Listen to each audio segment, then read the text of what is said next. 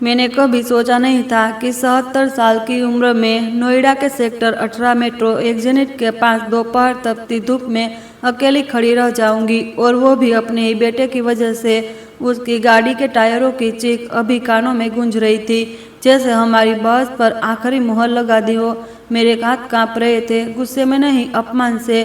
मैं कोई बोझ नहीं हूँ, मैंने उससे कहा था। राघव, मैं बच्ची नहीं हूँ, मेरी जिंदगी को तुम ऐसे मैनेज न मत करो जैसे मैं बेकल हूँ। उसने वही किया जो वो हमेशा करता है, मेरी बात काट दी। माँ, अब समझ नहीं रही हो, वो ओल्ड एज होम परफेक्ट है। डॉक्टर, नर्स, एक्टिविटी, सब कुछ सब कुछ, बस मेरी आज़ादी छोड़कर। मैंने कहा, मुझे जेल में नहीं रहना। बस फिर क्या था, उसने ब्रेक मारा, गाड़ी साइड में लगाई और ठंडे स्वर में बोला, ठीक है, इतनी ही इंडिपेंडेंट हो तो खुद घर जाइए, तब समझ आएगा आपको हेल्प चाहिए। और वो मुझे वही छोड़कर चला गया। कुछ सेकंड में वही खड़ी रही, जैसे शरीर नहीं सिर्फ आत्मा खड़ी हो। फिर मैंने जेब टटोली, पर्स नहीं। मेरा पर्स घर की मेज पर ही पड़ा था। हड़बड़ी में निकलते समय वहीं छूट गया। फोन मेरे हाथ में था, लेकिन स्क्रीन पर 3 मिल% बैटरी चमक रही थी, जैसे मेरी इज्जत की आखिरी 3% भी बची हो। मैंने चारों तरफ देखा, लोग आ जा रहे थे, कोई मुझे नहीं देख रहा था, और अगर देख भी रहा था तो ऐसे जैसे मैं हवा हूँ। 5 साल पहले पति चले गए थे। 30 साल मैंने स्कूल में हिंदी पढ़ाई की, बच्चों को स्वाभिमान का मतलब समझाया था, और आज मैं खुद बस स्टॉप पर खड़ी थी, बिना पैसे, बिना कार्ड, बिना सहारे। मुझे लगा जैसे किसी ने मेरे भीतर से कुछ खींच लिया हो। मैं बैठ गई, बेंच की ठंडी लोहे की पट्टी मेरे दर्द करते कूल्हे पर चुभ कर अंदर का दर्द उससे बड़ा था। घर पैदल जाना, कम से कम 6 किलोमीटर, ओनो पैसे नहीं, किसी से फोन मांगना, वो भी किसे कॉल करूं। जो दोस्त है वो भी मेरी ही उम्र के, सब अपनी परेशानियों में, और बेटे को कॉल नहीं। उसे मदद मांगना मतलब उसे यह साबित कर देना कि वो सही था, मैं गलत। मैं खुद से लड़ रही थी, जिद और जरूरत के बीच। तभी किसी ने मेरे पास आकर बैठने की हल्की सी आहट दी। मैंने ध्यान नहीं दिया जब तक एक शांत सुश्रुत आवाज मेरे कानों में नहीं पड़ी। माफ कीजिए, मैंने अनजाने में आपकी बात सुन ली, आप परेशान लग रही है। मैंने गर्दन घुमाई। मेरे बगल में एक बुजुर्ग बैठे थे, 70 साल के आसपास, चेहरे पर एक अलग ही ठहराव, कपड़े बेहद सलीकेदार, हल्का ग्रे कुर्ता जैकेट, साफ स्त्री, और हाथ में सफेद छड़ी, आंखों पर डार्क चश्मा। उनकी चाल में, बैठने में, बोलने में एक ऐसा आत्मविश्वास था जो अक्सर पैसा और तजुर्बा दोनों से आता है। मैंने झेपते हुए कहा कि मैं ठीक हूँ। वो हल्के से मुस्कुराए। मैं देख नहीं पाता, लेकिन सुन बहुत साफ लेता हूँ, और आपका बेटा आपको यहाँ छोड़कर चला गया, यह बात मुझे ठीक नहीं लगी। उनकी बात में सहानुभूति थी, पर दया नहीं। दया मुझे चुभती है, सहानुभूति मुझे पकड़ लेती है। मेरे मुंह से निकल गया, ठीक नहीं, यह तो क्रूरता है। वो थोड़ा आगे झुके और धीरे से बोले, एक छोटा सा सुझाव दूं? जी, आप थोड़ी देर के लिए मेरी पत्नी बन जाए। मैं चौंक गई। क्या? उन्होंने बहुत सहजता से कहा, मेरा ड्राइवर आ रहा है, आप उनके साथ सुरक्षित घर पहुंच जाएगी, और आपका बेटा आपको ऐसे छोड़कर गया है, इसका पछतावा उसे होगा। उनकी आवाज में अजीब सी फर्मनेस थी, जैसे वो भविष्य देख रहे हो। मैंने हड़बड़ा कर कहा, नहीं नहीं, मैं किसी अजनबी के साथ। वो हंसे, नहीं, बस हल्का सा मुस्कुराए। अजनबी? नाम तो जान लीजिए, मेरा नाम नीलकांत वर्मा है। उन्होंने हाथ आगे बढ़ाया, बिल्कुल सही दिशा में, जैसे उन्हें दिख रहा हो। और आपका? मेरे मुंह से आपने आप निकल गया। शारदा मिश्रा। उनका हाथ गर्म था, पकड़ा मजबूत। सरदा जी, उन्होंने कहा, मैं आपको एक बेइज्जती वाले पल से निकालने का रास्ता दे रहा हूँ। इसमें कोई एहसान वाला भाव नहीं होना चाहिए। फिर थोड़ा रुककर बोले, जब दुनिया आपको कमजोर समझने लगे, तब सबसे बड़ा हथियार है खुद को डिग्निफाइड तरीके से खड़ा रखना। उनकी यह लाइन मेरे भीतर कहीं झाकर लगी। मैं ही तो यही चाहती थी कि कोई मुझे बूढ़ी नहीं, इंसान समझे। तभी एक काली एसयूवी धीरे से हमारे सामने रुकी। ड्राइवर उतरा, करीब मेरी उम्र का, पर पोस्वर बिल्कुल प्रोफेशनल। वो नीलकांत जी से पास आया और बड़े अदब से बोला, सर। नीलकांत जी ने बड़छड़ी उठाई, बहुत प्रैक्टिस, समय पर सुरेश, आज हम शारदा जी को घर छोड़ेंगे। ड्राइवर ने मेरी ओर देखा, सम्मान के साथ, बिना सवाल, जैसे यह दुनिया उनके लिए सामान्य हो। मेरे फोन ने जेब में आखिरी सांस ली। बैटरी खत्म, स्क्रीन काली। मेरे पास अब कोई बहाना भी नहीं बचा। मैं कुछ सेकंड तक वहीं खड़ी रही। अंदर का टीचर, अंदर का डर, अंदर की जिद, तीनों बहस कर रहे थे। फिर मैंने धीमे से कहा, धन्यवाद मैम। नीलकांत जी ने मेरी बात पूरी होने नहीं दी। कभी कभी मदद लेना कमजोरी नहीं होता शारदा जी, कमजोरी तब होती है जब हम अपनी इज्जत गिरने देते हैं। मैं गाड़ी में बैठ गई। भीतर ठंडक थी, हल्की सी इत्र की खुशबू, चमड़े की सीटें, जैसे मैं किसी दूसरे संसार में आ गई हूँ। ड्राइवर ने पूछा, मैडम कहाँ चले? मैंने अपना पता बताया, इंदिरापुरम की एक साधारण सोसाइटी। नीलकांत जी ने थोड़ी देर चुप रहकर कहा, सीधा घर जाना चाहेंगी या पहले एक कप चाय? मैं चौंक गई। चाय? हाँ, आपका दिन भारी रहा। चाय शरीर के लिए नहीं, मन के लिए होती है। मैंने सोचा, घर जाकर क्या है? वही खालीपन, वही दीवारें, वही गुस्सा। ठीक है, मैंने कहा, एक कप चाय। गाड़ी धीरे धीरे बड़े बड़े रास्तों से गुजरने लगी। नोएडा की भीड़ पीछे छूट गई। फिर गुड़गांव की तरफ एक चौड़ी सड़कें, ऊंचे पेड़, गेटेड इलाके। कुछ मिनटों बाद एक बड़ा सा गेट आया। गार्ड्स, कैमरे, प्राइवेसी। गाड़ी भीतर गई और मेरे मुंह से हल्की सी आवाज निकल गई। यह कोई घर नहीं था, यह तो फार्म हाउस बंगलो था। सामने बड़ा लॉन, फव्वारे की धीमी आवाज और इतनी शांति कि कानों में अपनी धड़कन सुनाई दे। नीलकांत जी बोले, मेरा छोटा सा ठिकाना है, उम्मीद है आपको पसंद आएगा। छोटा सा? मैंने मन ही मन कहा। यह छोटा है तो मेरा फ्लैट क्या है? ड्राइवर ने दरवाजा खोला। मैं उतरी। भीतर जाते ही मैंने एक चीज नोटिस की। अगर यह आदमी सच में देख नहीं पाता तो घर में टेक्सटाइल, मार्क्स, रेल्स, अलग व्यवस्था, यह सब तो होना चाहिए। लेकिन घर पूरी तरह एंटीक था, सुंदर पर ब्लाइंड फ्रेंडली नहीं। नीलकांत जी बहुत सहजता से चल रहे थे, कभी दीवारों को हल्का छूते, कभी कदम गिनते, पर कॉन्फिडेंस ज्यादा था। मेरे दिमाग में हल्का सा सवाल उठा, क्या यह सच है?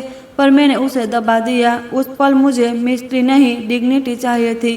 कंसर्वेटरी जैसी एक सनरूम में हमें बैठाया गया। बाहर हरियाली, भीतर व्हीकर चेयर्स और चाय की खुशबू। एक महिला स्टाफ ने ट्रे रखी, बिस्कुट, नमकीन, लेमन कुकीज। नीलकांत जी ने चाय ऐसे डाली जैसे सालों से कर रहे हो, बिल्कुल सही मात्रा, बिल्कुल सही एंगल। मैंने खुद को शांत रखा, पर मेरी आंखों ऑब्जर्व कर रही थी। उन्होंने मेरी तरफ चेहरा किया और बोले, अब बताइए, आपका बेटा आपको ओल्ड एज होम क्यों भेजना चाहता है? मैंने सांस ली। कहता है सेफ्टी, कहता है लोग क्या कहेंगे, कहता है मैं अकेली गिर जाऊंगी। नीलकांत जी ने सिर हिलाया और असल में मेरी आवाज में हल्का कड़वापन आया। उसे लगता है मैं उसकी इमेज खराब कर देती। हम उसके हिसाब से मैनेज होने वाली चीज हूँ, इंसान नहीं। नीलकांत जी ने बहुत धीरे से कहा, इंडियन घरों में एक बीमारी है, बच्चे माता पिता को प्यार तो करते हैं पर सम्मान भूल जाते हैं। उनकी बात ने मेरे भीतर जमा हुआ गुस्सा थोड़ा पिघला दिया। वो फिर बोले, आपने आज जो किया वो जिद नहीं थी, वो सेल्फ रिस्पेक्ट था। मेरी आंखों कुछ पल के लिए भीग गई। रोना नहीं, बस वो माइक्रो साइन जो तब आता है जब कोई आपको सच में देख ले। मैंने उसी पल तय किया, मैं आज के बाद किसी को मुझे छोटा नहीं बनाने दूंगी। कुछ देर बाद ड्राइवर हमें मेरे घर की तरफ ले चला। शाम उतर रही थी। सोसाइटी के गेट के पास पहुंचे तो नीलकांत जी बोले, आपके नीचे एक नीली सेडान खड़ी है और एक आदमी घबरा कर टहल रहा है। मैं एकदम जड़ हो गई। आपको कैसे? मेरी बात बीच में रह गई, क्योंकि मैंने सामने देखा वो राघव था, मेरा बेटा। वही बेचैनी, वही नकली शक्ति, वो मुझे ढूंढ रहा था। और यह आदमी बिना देखे कैसे बता रहा है? नीलकांत जी ने मेरा हाथ हल्के से छुआ। एक छोटा सा अभिनय करेंगे? उन्होंने बहुत काम पूछा। अभिनय? हाँ, ताकि आपका बेटा एक बात समझे, आप अकेली नहीं है और आप कमजोर भी नहीं है। मेरा दिल तेज धड़कने लगा। मुझे पेटी रिवेंज नहीं चाहिए था, लेकिन मुझे लेसन चाहिए था, एक क्लीन, साइलेंट, डिग्निफाइड लेसन। गाड़ी मेरे बेटे की गाड़ी के पीछे रुकी। ड्राइवर उतरा, बहुत सम्मान से आया, दरवाजा खोला। मिसेज मिश्रा, उसने ऊंची आवाज में नहीं पर साफ शब्दों में कहा। मैं उतरी। राघव की आंखें फैल गई। मैं मुड़ी और नीलकांत जी को सहारा देने लगी, जैसे उन्होंने कहा था। वो उतरे, छड़ी हाथ में, पोस्टर रॉयल। राघव दौड़कर आया। माँ, आप ठीक है? मैं कॉल कर रहा था, फोन नहीं लग रहा था। मैंने शांत स्वर में कहा, फोन की बैटरी खत्म हो गई थी। वही फोन जो 3% पर था जब तुमने मुझे बस स्टॉप पर छोड़ दिया था। उसके चेहरे पर अपराध बोध झलक गया। फिर उसने नीलकांत जी की तरफ देखा। यह कौन है? मैंने बहुत फॉर्मल तरीके से कहा। यह नीलकांत वर्मा जी है। उन्होंने आज मेरी मदद की और कल एक एनजीओ डिनर में मुझे इनवाइट किया है। राघव का दिमाग तुरंत बिजनेस मोड में चला गया। NGO dinner? नीलकांत जी ने बहुत मेजर टोन में कहा। हम शिक्षा और एक्सेसिबिलिटी के लिए काम करते हैं। आपकी माँ के अनुभव की बहुत वैल्यू है। राघव की आंखों में नई गणना शुरू हो गई। गाड़ी, ड्राइवर, शब्दों की पॉलिश, कॉन्फिडेंस। उसे समझ आ गया कि यह आदमी साधारण नहीं है। पर मुझे उसकी जेलसी नहीं चाहिए थी। मुझे बस इतना चाहिए था कि वो मुझे छोटी ना समझे। नीलकांत जी ने मेरी ओर हल्का झुक कर कहा, कल शाम 6 बजे गाड़ी आएगी। अगर आप आएंगी? मैंने मुस्कुरा कर कहा, मैं आऊंगी। ड्राइवर उन्हें वापस ले गया। एसयू चली गई और मैं राघव वहीं खड़े रह गए। कुछ सेकंड तक हवा में सिर्फ उसकी सांसें थी। माँ, उसकी आवाज धीमी हो गई। आप मुझे डरा गई थी। मैं गलत था। मैंने कीज निकाली और कहा, डर? हाँ हाँ, पर उससे ज्यादा शर्म आई थी। तुमने मुझे सबक सिखाने के लिए छोड़ दिया, पर असल में तुमने मुझे डिसरिस्पेक्ट किया। मैं ऊपर जाने लगी। वो पीछे पीछे आया। मैं बस आपकी चिंता करता हूँ। आपके घुटने, सीढ़ियाँ, आपकी अथॉराइटिस। मैंने दरवाजा खोला, भीतर आई और उसे सीधे देखा। चिंता और कंट्रोल में फर्क होता है राघव। चिंता पूछती है, कंट्रोल आदेश देता है। वो चुप हो गया। मैं आगे बोली, आज से मेरा फैसला मेरे साथ चर्चा करके होगा। तुम मेरे बेटे हो, मेरे मालिक नहीं। उसकी आंखें झुक गई। आई एम सॉरी माँ, मैं कठोर नहीं हुई, क्योंकि पेस्टी रूल्स में रिवेंज कंट्री नहीं। रिवेंज मतलब कॉन्सिक्वेंस प्लस रेस्टोरेशन। मैंने बस इतना कहा। माफी तब पूरी होती है जब व्यवहार बदलता है। वह धीरे से बोला, बदलेगा? वो चला गया। मैं अकेली बैठी चाय बनाई। साधारण पर असाधारण था, क्योंकि आज किसी ने मुझे फिर से देखा था। पर उसी रात मेरे भीतर एक सवाल लगातार घूम रहा था। नीली कार, टहलता आदमी, यह सब एक ब्लाइंड आदमी कैसे बता सकता है? और अगर वह ब्लाइंड नहीं है तो वह झूठ क्यों जी रहा है? उसी सोच में मेरा फोन चार्ज होकर ऑन हुआ और एक अननोन नंबर से मैसेज आया। आज का छोटा सा सबक काम आया, कल मिलते हैं। मैंने स्क्रीन देखी और मेरे अंदर पहली बार डर नहीं, उत्सुकता जागी। जैसे मेरी जिंदगी का अगला पन्ना खुद मुझे बुला रहा हो। अगली सुबह मेरी नींद देर तक नहीं चली। आंख खुलते ही कल का पूरा दृश्य फिर सामने आ गया। मेट्रो एग्जिट की गर्म हवा, खाली जेब और वो काली एसयूवी का दरवाजा जो मेरे लिए किसी नए अध्याय की तरह खुला था। मैं रसोई में गई, चूल्हा जलाया और चाय की पहली घूंट लेते ही खुद से एक बात साफ कही, आज मैं किसी के एहसान की कहानी नहीं बनूंगी। आज मैं अपनी इज्जत की शर्तों पर चलूंगी। फोन पर एन वाला मैसेज फिर देखा, बस एक लाइन, और फिर भी उसमें जैसे पूरा आत्मविश्वास था। आज का छोटा सा सबक काम आया। मुझे गुस्सा नहीं आया, मुझे अजीब सी मुस्कान आई, क्योंकि सच यही था, काम आया था। लेकिन मेरे भीतर दूसरा सवाल भी था जो रात भर चुप नहीं हुआ। वो आदमी जो खुद को देख नहीं पाता कहता है, वह मेरे बेटे को नीली गाड़ी के पास टहलते हुए कैसे बता सकता है?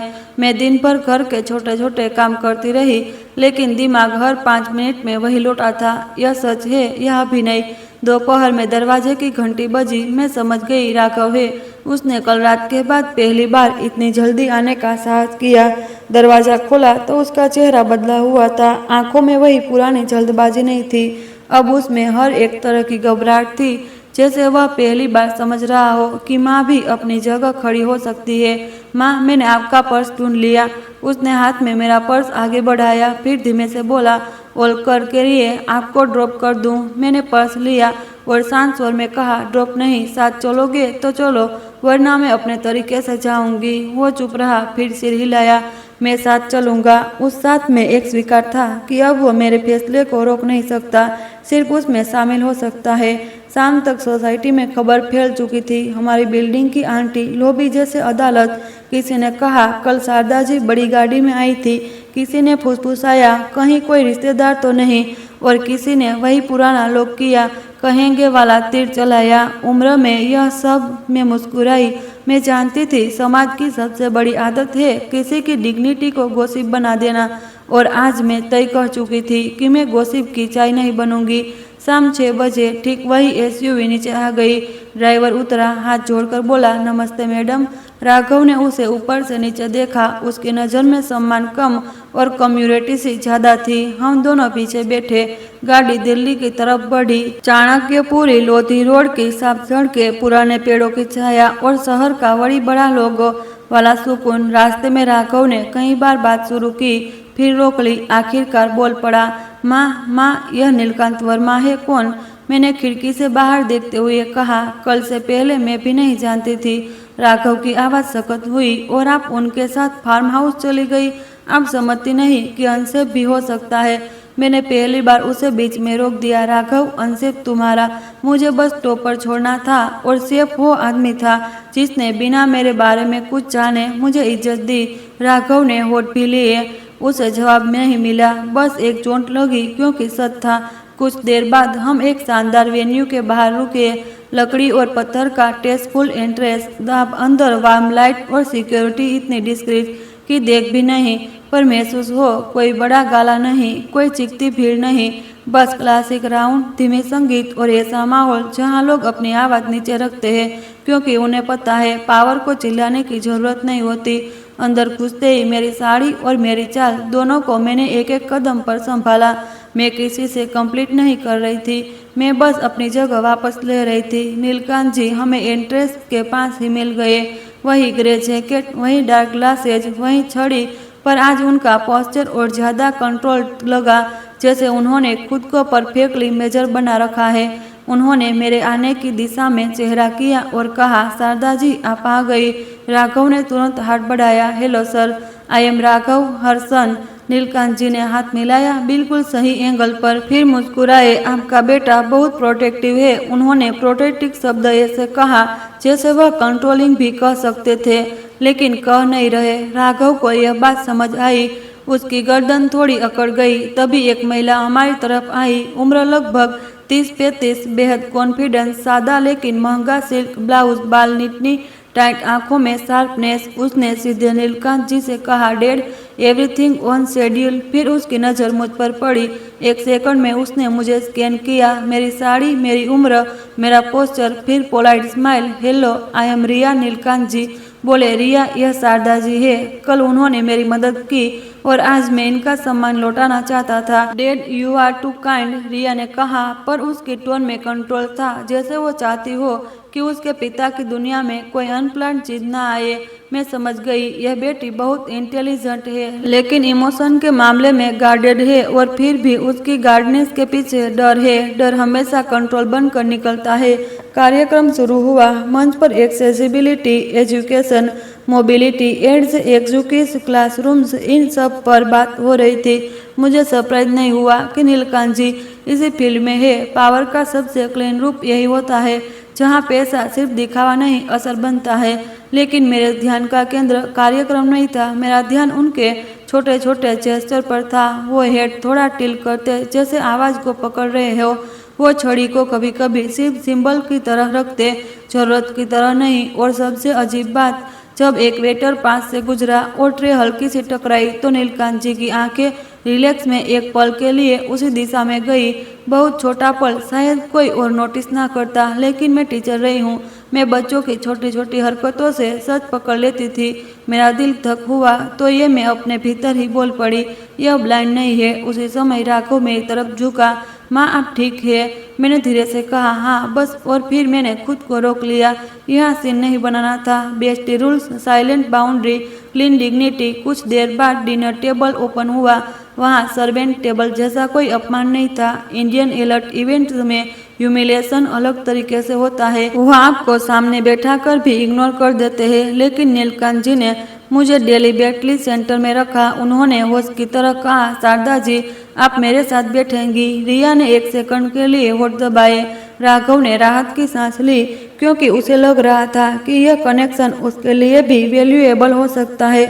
और यहीं पर मुझे अपने बेटे पर गुस्सा आया। वो अभी भी सीख रहा था और पर पुरानी आदतें तुरंत नहीं जाती। खाना चल रहा था। Loan education reforms, CRA policy, इन शब्दों में बात कर रहे थे। मैं चुप थी, पर मैं वीक नहीं थी। बीच में एक महिला ने मेरी तरफ देखकर पूछा, आप क्या करती थी? उसके थी मैं वह उम्र वाली पीटी थी। मैं मुस्कुराई। मैं स्कूल में पढ़ाती थी और मैंने बच्चों को सिर्फ सब्जेक्ट नहीं सेल्फ रिस्पेक्ट भी सिखाई थे। उसने ओ कहा, फिर अपनी बातचीत बदल दी। मुझे फर्क नहीं पड़ा क्योंकि आज मेरी ऑडियंस एक ही थी। मैं खुद डिनर के बाद गार्डन एरिया में सोप लाइट्स लगी थी। लोग छोटे छोटे ग्रुप में बट गए। राघव किसी बैंकर टाइप आदमी से बात करने लग गया। रिया स्टाफ से इंस्ट्रक्शन देने लगी और मैं मौका देखकर नीलकंठ जी के साथ गार्डन पाथ पर चल पड़ी। यह वही क्लाइंट जगह थी जहाँ सच बोलना आसान होता है। मैंने बिना घुमाए कहा, नीलकंठ जी मैं एक बात पूछूं? उन्होंने तुरंत रुककर कहा, जरूर। मैंने सीधा वार नहीं किया पर सवाल साफ था। आपने कल कहा था आप देख नहीं पाते, लेकिन आज आपने कुछ चीजें ऐसे रिएक्ट की जैसे मेरे शब्द खत्म हो गए। वो कुछ सेकंड चुप रहे, फिर बोले, आप बहुत ऑब्जर्वेट है। मैंने कहा, मैं झूठ से नहीं पाती। आप उनकी सांसें भारी हुई। शारदा जी, कुछ झूठ सुरक्षा के लिए होते हैं और कुछ झूठ किसी को खुद से बचाने के लिए। मैंने शांत स्वर में कहा, कौन सा है यह? उन्होंने छड़ी को हल्का सा जमीन पर टिकाया। मैं पूरी तरह ब्लाइंड नहीं हूँ, उन्होंने आखिर कहा। मेरी विजुअल कभी शेडो कभी लाइट। डॉक्टर ने कहा था स्ट्रेस में और वर्ष हो जाएगी। मीडिया ने इसे सेशन बना दिया, फिर मैंने इसे प्राइवेसी की दीवार बना लिया। मैंने धीरे से कहा, दीवारें सुरक्षा देती है लेकिन बहुत ऊंची हो जाए तो जेल बन जाती है। उन्होंने पहली बार एक इंसान की तरह थके हुए स्वर में कहा, आप सही है। मेरा गुस्सा कम हुआ क्योंकि यह कन्फेशन था, पूरी सच्चाई नहीं पर शुरुआत। मैंने पूछा, आपने मुझे कल क्यों चुना? उन्होंने हल्की सी मुस्कान के साथ कहा, क्योंकि आपकी आवाज़ में सेल्फ रिस्पेक्ट था, क्योंकि आपने मेरे सामने भीख नहीं मांगी, आपने सिर्फ अपनी डिग्निटी मांगी। मैं कुछ पल चुप रही, फिर मैंने कहा, मैं आपकी स्टोरी किसी से नहीं कहूँगी, लेकिन एक शर्त है। शर्त सच अपने लोगों को छुपाकर उन्हें भी कंट्रोल में रखते हैं। रिया आपको बचाना चाहती है लेकिन आप उसे भी अंधेरे में रख रहे हैं। उन्होंने धीरे से कहा, रिया बहुत कुछ संभालती है, वो डर जाती है। मैंने कहा, डर अगर छुपाया जाए तो वो पॉइजन बन जाता है। तभी पीछे से धीमी आवाज आई, डैड। रिया हमारी तरफ आ रही थी। उसकी आंखें तेज थी, जैसे उसे पता हो कुछ बात हो रही है जो उस कंट्रोल से बाहर है। वो हमारे पास आकर रुकी। Is everything okay? उसने मुझसे पोलाइट तरीके से पूछा, लेकिन शब्दों के नीचे वार्निंग थी। नीलकांत जी ने तुरंत पोस्टर संभाला। हाँ, हम बस शारदा जी से बात कर रहे थे। रिया ने स्माइल किया, लेकिन उसकी स्माइल आंखों तक नहीं पहुंची। उसने कहा, Sharda ji, I hope you are comfortable. That sometimes overcommit में कंफर्टेबल हूँ। मैंने कहा, लेकिन मैं ओवर कमिटेंट को ओवर कंट्रोल नहीं कहती। यह बोलते ही उसके चेहरे पर हल्का सा शौक आया। पहली बार किसी ने उसे पोलाइटली चैलेंज किया था। वो कुछ बोलने ही वाली थी कि उसी समय एक आदमी पास आया। सादा ब्लेजर, प्रेस लाइक बेज, कोई रीडेबल टेक्स्ट नहीं, और वो डायरेक्टली रिया से बोला, ma'am sorry to disturb but the journalist from City Desk is here. He is asking about Mr. Verma's eyesight at the Miracle Recovery Rooms। मेरे अंदर एक ठंडी लहर दौड़ गई। जर्नलिस्ट नीलकांत जी का चेहरा एकदम स्टोन हो गया। रिया की आंखों में पैनिक छुपा नहीं। उसने तुरंत कहा, tell him it's private medical info, we don't comment. आदमी चला गया। रिया ने अपने पिता की तरफ देखा, dad this is exactly why we don't open doors. फिर उसकी नज़र मुझ पर गई, जैसे वो सोच रही कि कहीं यह डोर में तो नहीं हूँ। मैंने अपने भीतर खुद को स्टडी किया, क्योंकि यह मोमेंट था जहाँ ड्रामा आसानी से बन सकता है, लेकिन बेस्टी रूल साइलेंट स्ट्रेंथ। मैंने बस इतना कहा, आपने सच को रूमर बनने दिया, अब रूमर आपको खा जाएगा। नीलकांत जी ने धीमे से कहा, मैंने सोचा था मैं इसे कंट्रोल कर लूँगा। मैंने कहा, सच कंट्रोल नहीं होता, सच एक्सपर्ट होता है। रिया ने ऑलमोस्ट फुसफुसाकर कहा, यू डोंट अंडरस्टैंड। अगर यह स्टोरी बाहर गई, डोनर्स बैंक आउट कर देंगे, वर्ड में को हटाने लगेगा, सब खत्म। उसके शब्द पहली बार इमोशन से टूटे। मैं समझ गई, यह सिर्फ रेपुटेशन नहीं, मिशन भी है। और मिशन पर हमला मेरे लिए पर्सनल हो गया, क्योंकि मैं भी मिशन वाली औरत रही हूँ। टीचर, मैंने रिया की तरफ देखा और बहुत शांत स्वर में कहा, सब खत्म नहीं होगा, लेकिन अब आपको अपना सच अपने शब्दों में बोलना होगा, वरना कोई और अपने शब्दों में आपको तोड़ देगा। राघव उसी समय लौट कर आया। उसने हमारे चेहरे देखे और घबरा गया। क्या हुआ? रिया ने उसे बेरियली देखा। नीलकांत जी ने कहा, कुछ लोग पुराने कैसेट खोद रहे हैं, शायद मेरे बारे में। राघव का चेहरा बदल गया। वो बिजनेस ब्रेन से सोचने लगा। PR team legal notice. मैंने तुरंत अपने बेटे की तरफ देखा। राघव, अभी तुम मैनेजर मत बनो, पहले इंसान बनो। वो चुप हो गया। मैंने नीलकांत जी से कहा, मैं कल फिर आऊंगी, लेकिन इस बार चाय के लिए नहीं। उन्होंने पूछा, तो किस लिए? मैंने सीधा कहा, सच के लिए और उसे सही तरीके से रखने के लिए। रिया ने पहली बार मेरी तरफ सच में देखा, जैसे वो मुझे एक रैंडम ओल्ड लेडी नहीं, एक एंकर मान रही हो। उसी पल मेरे फोन पर एक अननोन कॉल आया। मैंने उठाया। दूसरी तरफ एक ठंडी प्रोफेशनल आवाज थी, Mrs Mishra, I am calling regarding Mr Verma, we have some question, you were seen with him, we like your statement. मेरा दिल नीचे गिरा। मेरे हाथ में फोन भारी हो गया। मैंने नीलकांत जी को देखा, रिया को देखा और फिर राघव को, जो अब पहली बार सच में डर गया था कि उसकी माँ की किसी बड़े खेल का हिस्सा बन चुकी है। मैंने कॉल काट दिया और अपने मन में सिर्फ एक लाइन गूंजी, अब यह सिर्फ डिग्निटी का सबक नहीं, यह ट्रुथ का युद्ध है। उस रात मैं घर पहुंची तो मेरे कदम भारी नहीं थे, मेरी सोच भारी थी, जैसे किसी ने मेरे शांत जीवन की फर्श उखाड़ दी हो और उसके नीचे एक पूरा दूसरा शहर दिखा दिया हो, जहां सच, अफवाह, पैसा, प्रतिष्ठा और डर एक ही लाइन में खड़े रहते हैं। राघव रास्ते भर चुप रहा।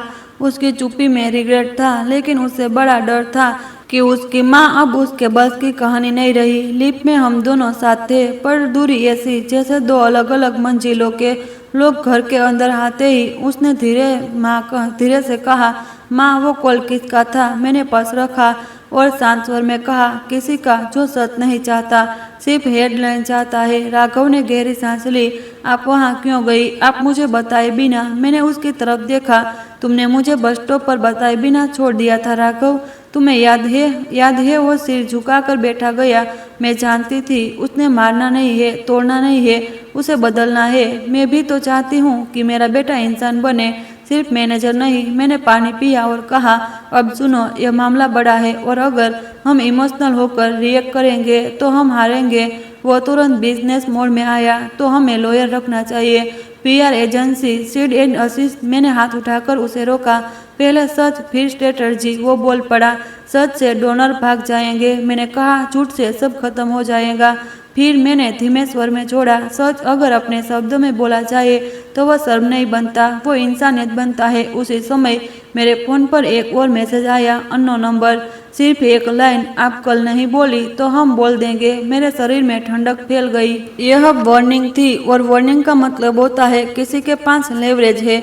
मैं रात को देर तक बैठी रही। मैं नीलकांत जी के फार्म हाउस की शांति याद कर रही थी और उसी शांति के पीछे छुपा डर। मैं रिया के चेहरे का पैनिक याद कर रही थी, जो कंट्रोल का मास्क पहनकर भी एक बेटी ही थी, और राघव की आंखों में खालीपन याद कर रही थी, जो अपने ईगो में मेरी डिग्निटी भूल गया था। सुबह मैं तय करके उठी, आज मैं किसी की गवाह नहीं बनूंगी, आज मैं दिशा बनूंगी। मैंने नीलकांत जी को कॉल किया। उन्होंने एक रिंग में उठाया। वैसे वह सोए ही नहीं। शारदा जी, उनकी आवाज में थकान थी। मैंने कहा, आज हमें बैठना होगा, आप, मैं, रिया और एक वकील। उन्होंने हल्का सा पोज लिया। आपको लगता है मैं कानूनी लड़ाई में फंस गया हूँ? मैंने कहा, कानूनी लड़ाई नहीं, प्रतिष्ठा की लड़ाई, और इसमें जीत वही पाता है जो सच को सही समय पर सही शब्दों में रख दे। ठीक है, उन्होंने कहा। दोपहर 1 बजे। मैंने राघव की तरफ देखा। तुम चलोगे? उसने तुरंत कहा, हाँ, इस बार मैं आपको अकेला नहीं छोड़ूंगा।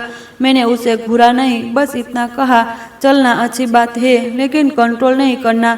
उसने सिर हिलाया, समझ गया। दोपहर में हम फार्म हाउस पहुंचे। इस बार घर का गेट मुझे बड़ा नहीं लगा, बड़ा मुझे बस काम लगा, सच को बचाने का काम। अंदर लाउंज में रिया पहले से बैठी थी। उसका चेहरा टाइट था, लेकिन आंखों में लालपन था, जैसे रात भर उसने बोर्ड मेंबर्स और डोनर्स के कॉल झेले हो। वो हमें देखते ही खड़ी हो गई। Sharda ji, I am sorry about last night, it's spoiled. मैंने कहा, स्पायल तब होता है जब सच को दबाया जाता है। उसने धीमे स्वर में कहा, डेड, और फिर उसके शब्द रुक गए।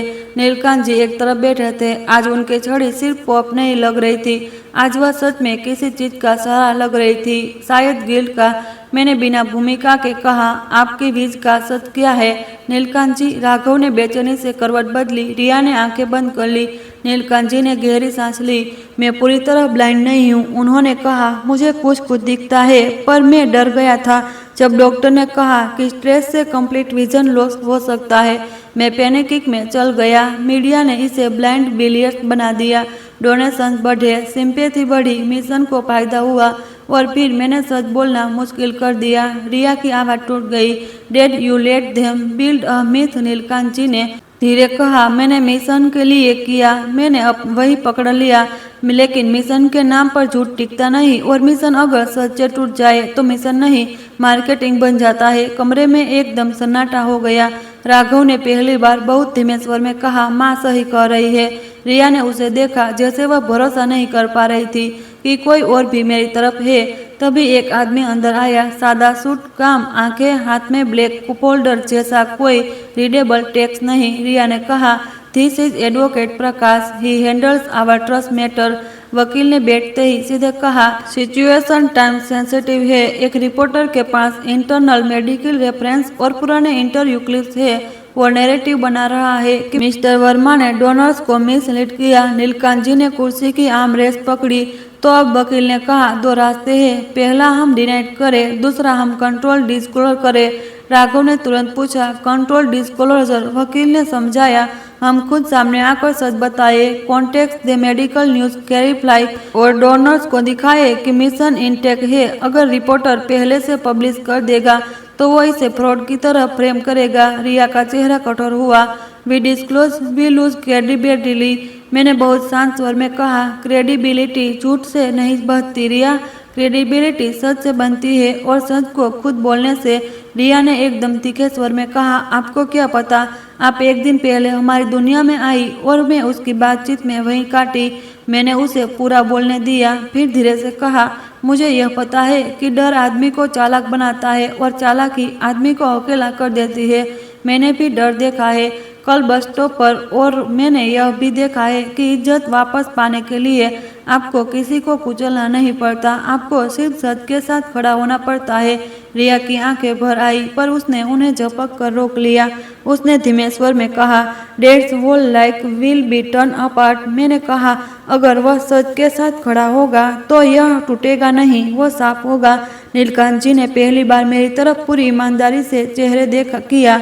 और अगर डोनर चले गए, मैंने कहा, जो डोनर सच से भागे वो मिशन के लिए सही नहीं, जो रुकेगा वो आपके साथ टिकेगा। वकील ने सिर हिलाया, it's risky but it's the cleanest option. फिर उसके प्रैक्टिकल स्टेप बताए, एक शॉर्ट प्रेस स्टेटमेंट, एक limited Q&A, medical detail, minimum foundation governance, transparent और इमीडिएटली बोर्ड मीटिंग। मैंने एक और बात जोड़ दी, और अपोलॉजी। रिया चौंकी, अपोलॉजी? मैंने कहा, हाँ, बिना ड्रामा के, बिना सेल्फी पिटी के, बस साफ। मैंने अपने हालत को ठीक से क्लैरिफाई नहीं किया। मैं डर गया था। मैं सुधार कर रहा हूँ।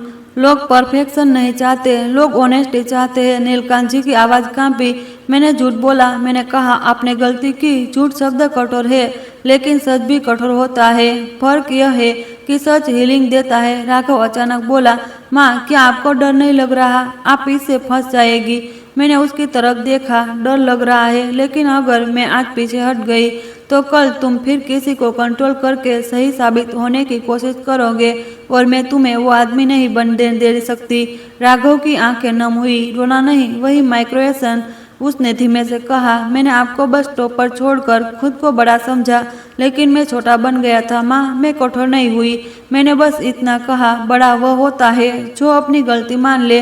फिर मैंने एक लाइन और जोड़ी, बहुत धीरे से, बिना उपदेश के, और गलती मानने के बाद उसका फल यह होता है कि मन हल्का हो जाता है। उसी दोपहर स्टेटमेंट तैयार हुआ। शाम को एक छोटा सा कंट्रोल मीट रखा गया।